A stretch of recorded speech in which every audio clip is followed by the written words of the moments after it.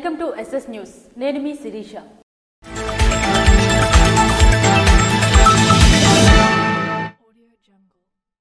పెందుర్తి మండలం గుర్రంపాలెం గ్రామంలో సుపరిపాలనలో తొలి అడుగు కార్యక్రమంలో మంత్రి కింజరాపు అచ్చెన్నాయుడు పాల్గొన్నారు. పెందుర్తి మండలం గుర్రపాలెం గ్రామంలో పెందుర్తి తెదేపా ఇన్ఛార్జ్ గండి బాబ్జీ ఆధ్వర్యంలో ఇంటింటికి తెలుగుదేశం సుపరిపాలన తొలి అడుగు కార్యక్రమంలో రాష్ట్ర వ్యవసాయ శాఖ మంత్రి కింజరాపు అచ్చెన్నాయుడు పాల్గొన్నారు. ఈ సందర్భంగా గ్రామంలో విస్తృతంగా పర్యటించి ప్రజలకు అందుతున్న పథకాలను ప్రజలను అడిగి తెలుసుకున్నారు. గ్రామాల్లో మంత్రికి అడుగడుగునా గ్రామ ప్రజలు ఘనస్వాగతం పలికారు. రాష్ట్ర ప్రభుత్వం ఏడాది పాలనలో జరిగిన అభివృద్ధి సంక్షేమ కార్యక్రమాలను ప్రజలకు కరపత్రాలు పంపిణీ చేసి వివరించారు. ప్రభుత్వ పథకాలు అందుతున్నాయో లేదో అడిగి వివరంగా తెలుసుకోగా ప్రతి ఒక్కరూ తమకు పథకాల ద్వారా లబ్ధి చేకూరిందని, కూటమి పాలనతో మా బ్రతుకులు మారాయని చెప్పడంతో మంత్రి ఆనందం వ్యక్తం చేశారు. ఈ సందర్భంగా మంత్రి మాట్లాడుతూ రాష్ట్రంలో కూటమి ప్రభుత్వం ఏర్పడి ఏడాదిలో జరిగిన అభివృద్ధి సంక్షేమాన్ని, విజయాలను, సూపర్ 6 పథకాలు అమలును ప్రతి ఇంటికి తీసుకువెళ్లాలని, సుపరిపాలన తొలి అడుగు ఇంటింటికి తెలుగుదేశం కార్యక్రమానికి శ్రీకారం చుట్టామని అన్నారు. గత 5 ఏళ్ల పాలనలో రాష్ట్ర ఆర్థిక వ్యవస్థ చిన్నాభిన్నం చేస్తే నేడు పరిపాలనా దక్షత గల రాష్ట్ర ముఖ్యమంత్రి నారా చంద్రబాబు నాయుడు ఆర్థిక వ్యవస్థను చక్కబెడుతూ సుపరిపాలన అందిస్తున్నారని అన్నారు. రానున్న 4 ఏళ్ల కాలంలో 20 లక్షల ఉద్యోగాలు యువతీ యువకులకు అందజేయాలనే లక్ష్యంగా ముందుకు సాగుతున్నామన్నారు. మహిళలకు వచ్చే నెల 15 నుంచి ఉచిత ఆర్టీసీ బస్సు ప్రయాణ అమలు చేస్తున్నామని అన్నారు. గడిచిన 5 ఏళ్లలో గ్రామాల్లో ఒక్క అభివృద్ధి కూడా జరగలేదని అన్నారు. ముఖ్యమంత్రి చంద్రబాబు నాయుడు నాయకత్వంలో రాష్ట్రం అభివృద్ధి వైపు పయనిస్తుందని అన్నారు. కార్యక్రమంలో తెలుగుదేశం పార్టీ నాయకులు, కార్యకర్తలు తదితరులు పాల్గొన్నారు. రాష్ట్రంలో రెడ్ బుక్ రాజ్యాంగం ద్వారా అరాచక పాలన కొనసాగుతుందని మాజీ స్పీకర్ తమ్మినేని సీతారాం అన్నారు. రాష్ట్రంలో రెడ్ బుక్ రాజ్యాంగం ద్వారా అరాచకమైన పాలన కొనసాగుతుందని మాజీ స్పీకర్, శ్రీకాకుళం వైసీపీ పార్లమెంట్ సమన్వయకర్త తమ్మినేని సీతారాం అన్నారు. వివిధ వర్గాల సంక్షేమాన్ని కాంక్షిస్తూ పరిపాలన సాగించాల్సిన రాష్ట్ర సర్కార్ అభివృద్ధిని, సంక్షేమాన్ని విస్మరిస్తూ ప్రతిపక్ష నేతలపై కక్ష సాధింపులకు పాల్పడుతూ పబ్బం గడుపుతుందని ఆయన ధ్వజమెత్తారు. ఆదివారం తన స్వగృహంలో మీడియా సమావేశం నిర్వహించారు.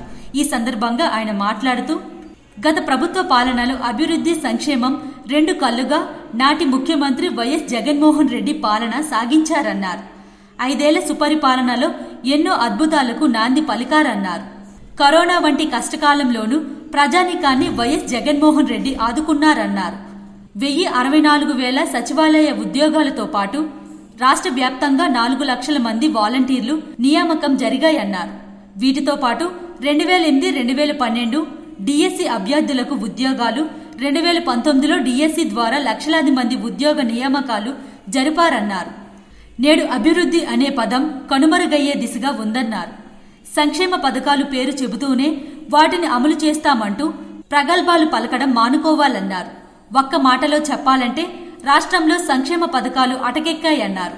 ప్రశ్నించే గొంతులను నొక్కాలని చూడటం ప్రభుత్వంలో మానుకోవాలని హితవు పలికారు.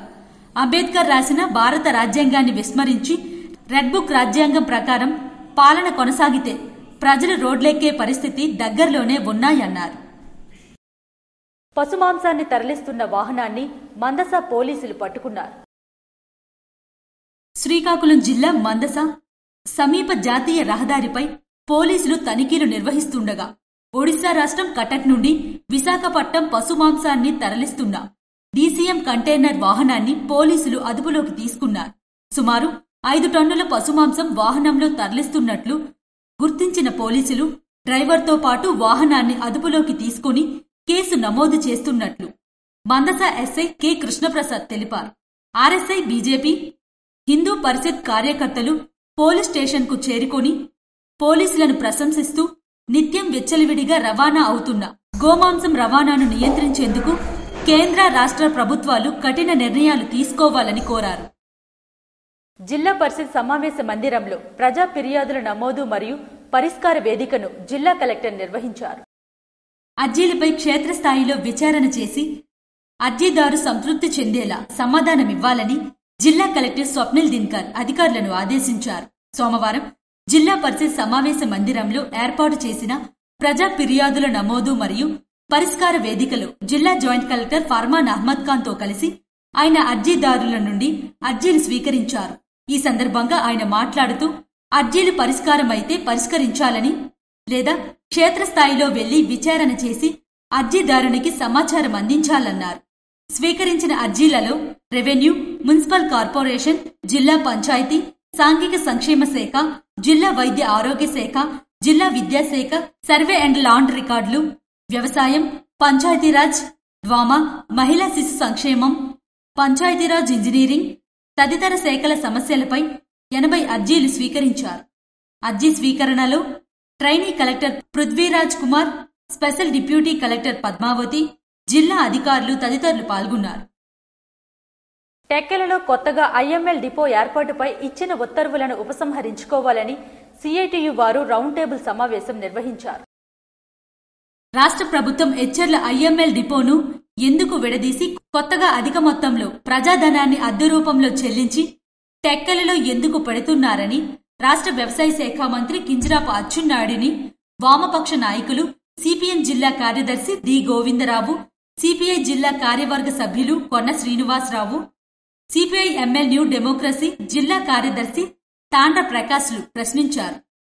రాష్ట్ర ప్రభుత్వం ఏపీఎస్బీసీఎల్ ఎచ్చెర్ల ఐఎంఎల్ డిపోను విడదీయవద్దని, టెక్కలలో కొత్త డిపో ఏర్పాటుకై ఇచ్చిన ఉత్తర్వులను ఉపసంహరించుకోవాలని, 3 తరాలుగా డిపోలో పనిచేస్తున్న మహిళల ఉపాధిని కాపాడాలని కోరుతూ సిఐటియు ఆధ్వర్యంలో ఇందిరానగర్ కాలనీలో రౌండ్ టేబుల్ సమావేశం ఏర్పాటు చేయడం జరిగింది. ఈ సందర్భంగా వారు మాట్లాడుతూ గతంలో యూనియన్ నాయకులు రాష్ట్ర మంత్రి కింజరాపు అచ్చెన్నాయుడిని కలిసి వినతిపత్రం ఇచ్చినప్పుడు టెక్కలలో కొత్త డిపో ఏర్పాటు చేయకుండా కృషి చేస్తానని హామీ ఇచ్చి టెక్కలలో ఎందుకు పెడుతున్నారని ప్రశ్నించారు. P4 అంటే ఇదేనా? ప్రజాధనాన్ని లూటీ చేయడం కాదా? ఇప్పుడు టెక్కలలో కొత్త డిపో పెట్టవలసిన అవసరం ఏమొచ్చిందని, ఎవరు పెట్టమని కోరారని మంత్రిని ప్రశ్నించారు. జిల్లా ప్రజలు చివరి భూములు నీరు ఇమ్మని అడుగుతున్నారు తప్ప కొత్తగా డిపోలు పెట్టి బీరు అడగడం లేదని ఎద్దేవా చేశారు. రాష్ట్ర ప్రభుత్వం ఏపీఎస్బీసీఎల్ లిమిటెడ్ ఎచ్చెర్ల ఐఎంఎల్ డిపోను విడదీసి టెక్కలలో కొత్త డిపో ఏర్పాటుకు ఇచ్చిన ఉత్తర్వులు ఉపసంహరించుకోవాలని, హమాలీల ఉపాధిని కాపాడాలని డిమాండ్ చేశారు. టెక్కలి మండలం తిర్లాంగి గ్రామంలో అదనంగా మరో మద్యం డిపో ఏర్పాటుకు రాష్ట్ర ప్రభుత్వం ఇచ్చిన ఉత్తర్వులు ఉపసంహరించి ఎచ్చెర్ల డిపోను యథావిధిగా కొనసాగించి హమాలీల ఉపాధిని కాపాడాలని డిమాండ్ చేశారు. ఈ సమావేశంలో ఏపీ రైతు సంఘం జిల్లా కార్యదర్శి K Mohan Rao, all pensioners and retired pensioners association జిల్లా అధ్యక్ష ప్రధాన కార్యదర్శులు డి పార్వతీశం తదితరులు హాజరై కార్మికుల పోరాటానికి తమ సంపూర్ణ మద్దతు తెలియజేశారు. హమాలీలు ఒంటరిగా లేరని, జిల్లా వ్యాప్తంగా ఉద్యోగులు, కార్మికులు వారి పోరాటాన్ని అండగా ఉంటామని వారు అన్నారు. కార్యక్రమంలో ఏపీబీసీఎల్ హమాలీస్ యూనియన్ నాయకులు నిడిగంట్ల రమణ, గజని, శ్రీనివాసరావు తదితరులు పాల్గొన్నారు. క్యాన్సర్తో బాధపడుతున్న వ్యక్తికి వైద్య ఖర్చుల నిమిత్తం ముఖ్యమంత్రి సహాయ నిధి ద్వారా ఎమ్మెల్యే మామిడి గోవిందరావు ఆర్థిక సహాయం అందజేశారు. పాతపట్నం నియోజకవర్గం హిరమండలం మండలంలో గల అంబావల్లి గ్రామానికి చెందిన జగదీష్ పండ క్యాన్సర్తో బాధపడుతూ వైద్య ఖర్చుల నిమిత్తం కుటుంబ సభ్యులు ఆర్థికంగా ఇబ్బందులు పడుతూ శాసనసభ్యులు మామిడి గోవిందరావు వద్ద విన్నవించుకోగా ముఖ్యమంత్రి సహాయ నిధికి సీఎంఆర్ఎఫ్ కు దరఖాస్తు చేయించి ఆర్థిక సహాయం ముఖ్యమంత్రి సహాయ నిధి ద్వారా 2 లక్షల రూపాయలను సీఎంఆర్ఎఫ్ పత్రం అందించారు. అనంతరం ఆయన మాట్లాడుతూ ఆపదలో ఉన్నవారికి సకాలంలో చికిత్స కోసం అందిస్తున్న నిధులు సద్వినియోగం చేసుకోవాలన్నారు. వివిధ రకాల వ్యాధులకు వైద్యం చేయించుకునే ఆర్థిక స్తోమత లేక ఇబ్బందులు పడుతున్న కుటుంబాలకు సీఎం రిలీఫ్ ఫండ్ ద్వారా ఉదారంగా ఆర్థిక సాయం అందించి అండగా నిలుస్తున్న ప్రభుత్వం ఈ ఎన్డీఏ ప్రభుత్వం అని తెలియజేశారు. పార్టీలకు అతీతంగా కేవలం అర్హతే ఆధారంగా సీఎంఆర్ఎఫ్ నిధులు అందిస్తున్నారు. అలాగే ఈ నియోజకవర్గంలో గత పాలకులు ఏ రోజైనా సీఎం సహాయ నిధి కోసం ఒక్క దరఖాస్తు అయినా చేయలేదని నియోజకవర్గ ప్రజలకు ఆయన గుర్తు చేశారు. శ్రీ సూర్యనారాయణ స్వామివారికి సోమవారం వైభవంగా కళ్యాణం నిర్వహించారు. ప్రత్యక్ష దైవం ఆరోగ్య ప్రదాత ఉషా పద్మినీఛాయ సమేత శ్రీ సూర్యనారాయణ స్వామివారికి వైభవంగా కళ్యాణం నిర్వహించారు. సోమవారం ఆషాఢ బహుళ ఏకాదశి పురస్కరించుకుని స్వామివారికి కళ్యాణం నిర్వహించినట్లు ఆలయ ప్రధాన అర్చకులు ఇప్పిలి శంకర శర్మ తెలిపారు.